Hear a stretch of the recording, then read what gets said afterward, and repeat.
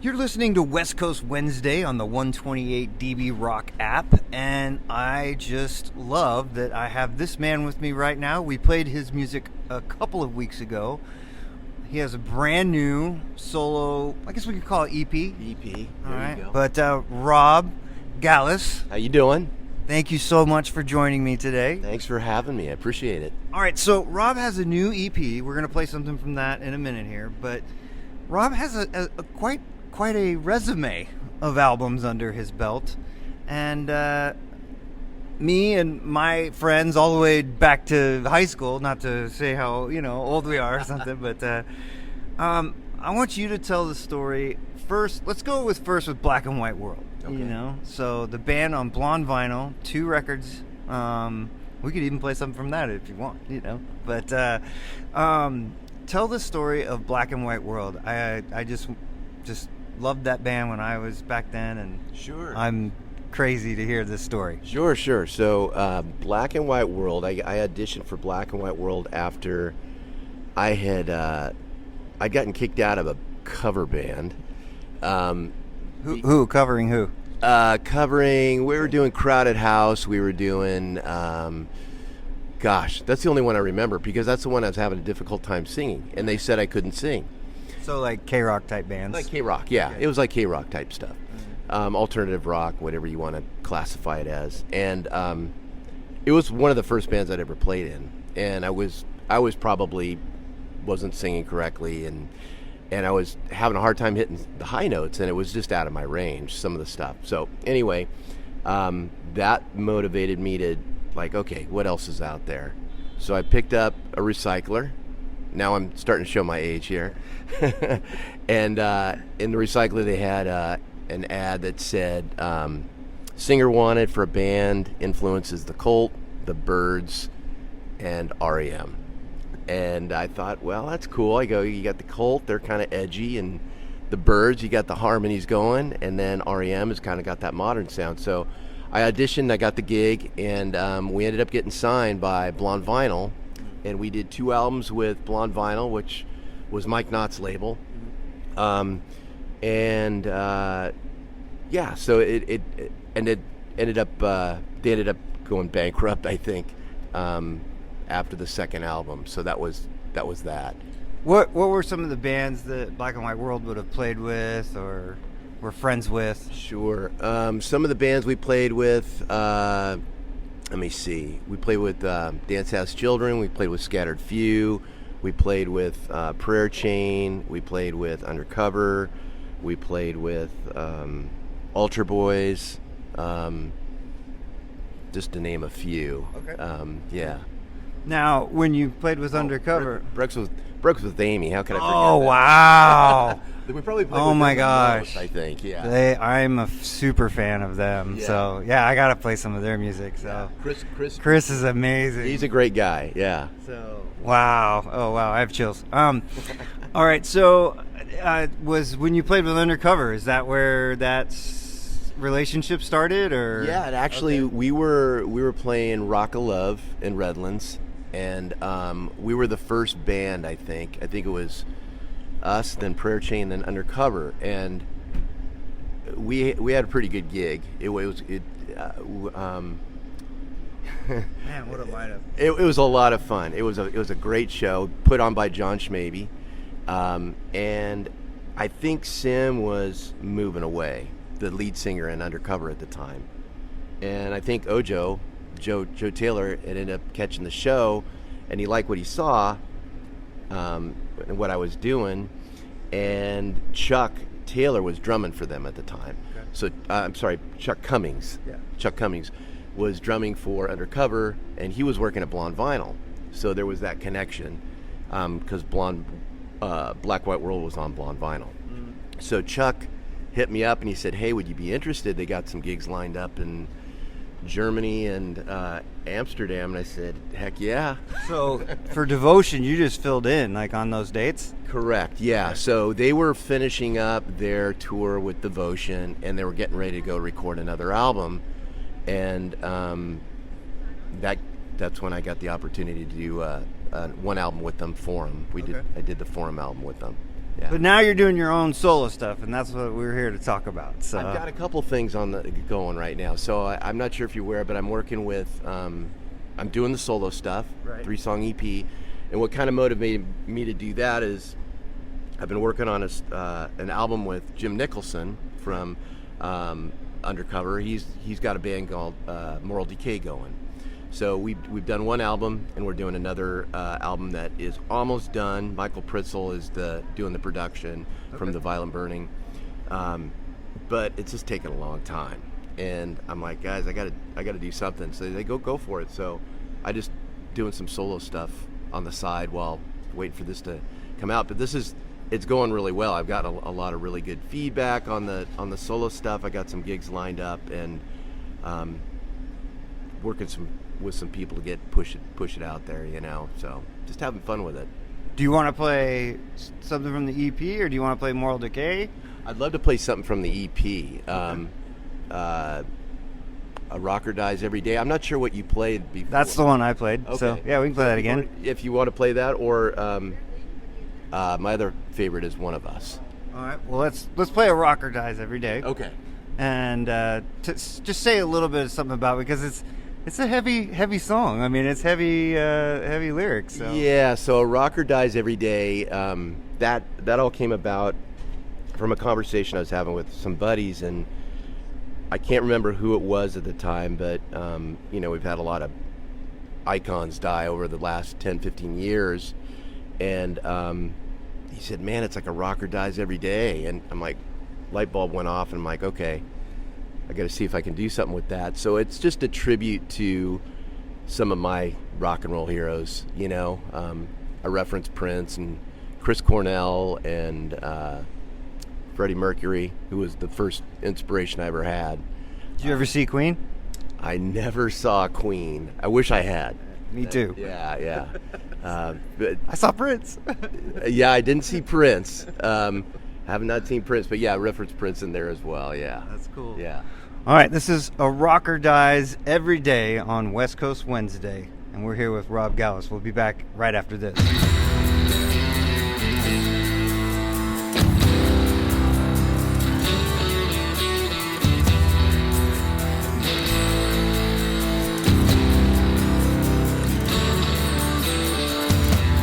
Made us heroes, even if it's for a day. Here comes the sun, shining through the purple rain. They are oxygen, feeding the fire that burns in me. Final curtain closed, still the voices sing.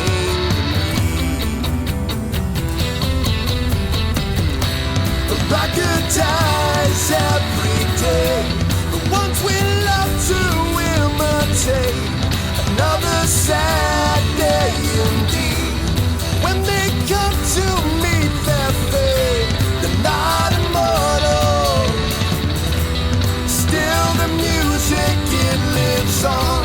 A rocker dies every day.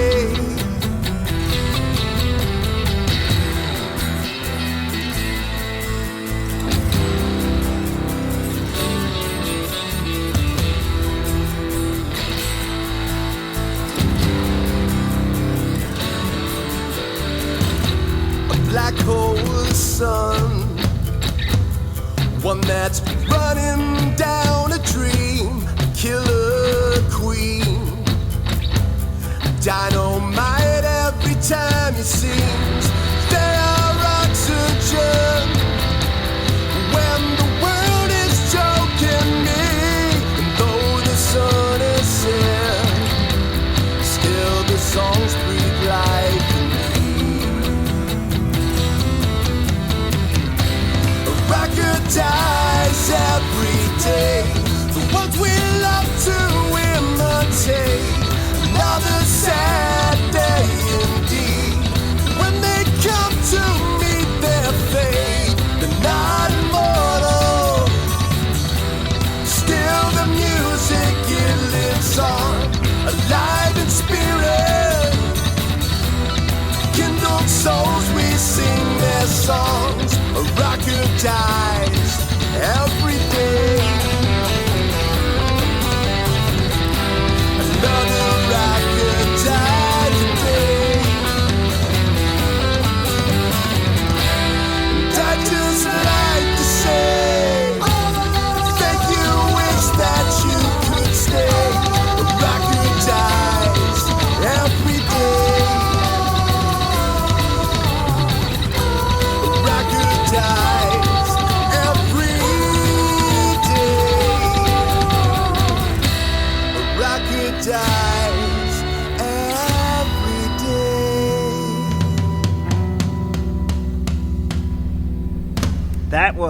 Rocker Dies every day from the new EP. Rob Gallas sitting here with me live as we are in Tustin, where you grew up. I grew up here, Ruston and Tustin. And it was probably in Orange Grove over here where we're sitting right now when you grew up, right? Probably, yeah. Because I worked at TVN, I saw a photo of Jamboree from it was 1977, I think, is what the photo was from, and I mean it's just Orange Groves all the way up Jamboree. Oh yeah, I used to ride my 10-speed down Irvine Boulevard, and it was all orange groves. You just smell those oranges. So, all right, Rob has done many things, and we got the story of Black and White World and on vinyl, and how he connected with Undercover. Thank you, and then his Moral Decay project has some Yeah, so Jim Nicholson from Undercover, Rick Alba, who was the bass player in Ultra Boys, Gary Olson is playing drums from Undercover, and Jeffrey Sheets, who is friends with Jim. They've played in bands in the past. He's playing keyboards. Okay. And Moral Decay already has some stuff out on Spotify. Yeah, it's out on all the digital platforms, but there's one album out called Cold in August, and that was more of a project, and that project kind of evolved into a band. Awesome. Yeah. Okay, and you're focusing on your solo stuff. You have, why don't you tell us what's coming up with your solo thing? Sure. So I've got just booking some gigs. Right now I've got another gig coming up in January 21st at Campus Jacks in Costa Mesa, right across from the airport there. Very cool spot. Yeah. Very vibey, very cool. And the cool thing about that gig is I'm going to be opening the gig with my solo stuff, all right, and then we'll go right into Moral Decay is going to be the headliner. That's super cool. Yeah. I'm definitely going to have to be there for that. It'll be a fun one. That's like right next to my birthday, too, so. Ah, perfect. We'll celebrate your birthday. So we want to leave everybody with another song from the EP. Why don't you talk a little bit about this song? Sure. So One of Us is, it's the third song on the EP, and it's kind of a special song because it was written after Brian Healy had passed away. Okay. From Dead Artist Syndrome. And he was more of I was friends with him, but I was becoming better friends with him over the course of the last excuse me, like three years or so. And just kind of got to know him, and he played with Joe from Undercover and Jim and all those guys, Rick Alba, and I kind of got to know him through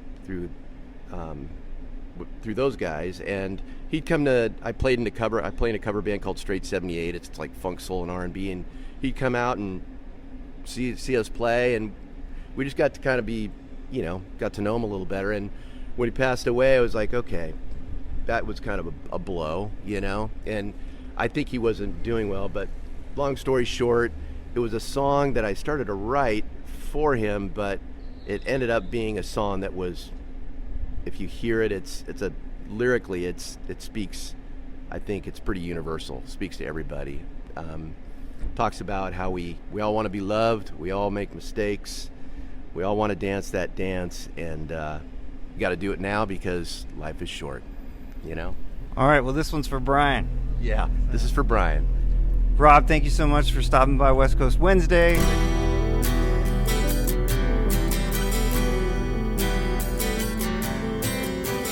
We're all trying to find it, we're all blinded by it, looking for something to embrace, trying to find the next escape. We're all trying to make some sense, looking for recompense.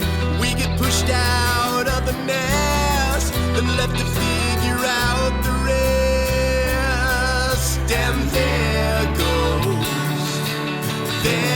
goes one of us. We're made of flesh and blood, we're looking for a little love. We all slip, sometimes we fall upon deaf ears to a beck and call. We all cry and we all pray, get caught up in our own